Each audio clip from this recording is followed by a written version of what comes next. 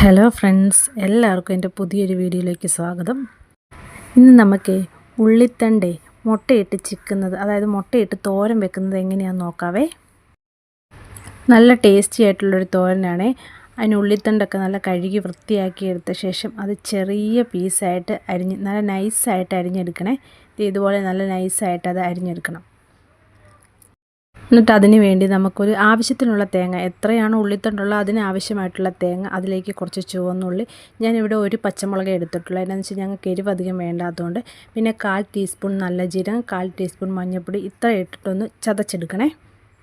ഞാനിന്ന് മൺചട്ടിക്കകത്താണ് തോരൻ വെക്കുന്നത്. മൺചട്ടിക്കകത്ത് വെക്കുമ്പോൾ ഒരു പ്രത്യേക ടേസ്റ്റാണ്.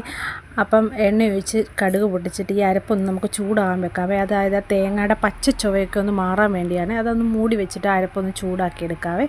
അപ്പോൾ അരപ്പൊക്കെ ചൂടായി വന്നതിന് ശേഷം നമ്മൾ ആ ഉള്ളിത്തണ്ട് അതിലേക്ക് ഇട്ട് കൊടുത്ത് നല്ലപോലെ ഇളക്കി ഒന്ന് മൂടി വെച്ച് വേവിക്കണേ.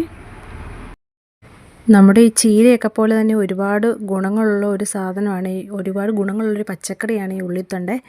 നല്ല ടേസ്റ്റുമാണത് കഴിക്കാനായിട്ട് കേട്ടോ. ഞാൻ ഈയിടെ കൊണ്ടാണ് അത് കഴിക്കാൻ തുടങ്ങിയത്. അതിന് മുമ്പ് എനിക്കത് വലിയ താല്പര്യമില്ലായിരുന്നു. ഇപ്പം എനിക്കെന്തോ ഭയങ്കര ഇഷ്ടമാണ്, അതിൻ്റെ ടേസ്റ്റ് ഭയങ്കര ഇഷ്ടമാണ്. മക്കൾക്കും ഒരുപാട് ഇഷ്ടമാണ്. അപ്പോൾ ആവശ്യത്തിന് ഉപ്പിട്ട് കൊടുക്കാൻ മറക്കല്ലേ. അപ്പോൾ അതൊക്കെ ഒന്ന് വെന്ത് വരുന്നതിന് ശേഷം നമുക്കതിലേക്കൊരു മുട്ട പൊട്ടിച്ച് ഇട്ട് കൊടുക്കാം. നല്ലപോലെ മുട്ട പൊട്ടിച്ചിട്ട് നല്ലപോലെ ചിക്കി എടുക്കണേ.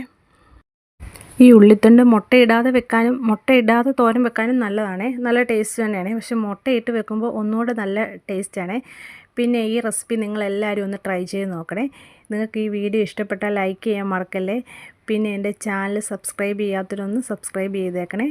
അപ്പോൾ ഇന്നത്തെ വീഡിയോ ഇത്രയേ ഉള്ളേ. അപ്പോൾ നമ്മൾ ടേസ്റ്റി ആയിട്ടുള്ള ഉള്ളിത്തണ്ട് മുട്ടയിട്ട് ചിക്കിയത് ഏതാണ്ട് ഇവിടെ റെഡി ആയിട്ടുണ്ട്. അപ്പം ഇന്നത്തെ വീഡിയോ ഇത്രയൊക്കെ ഉള്ളേ.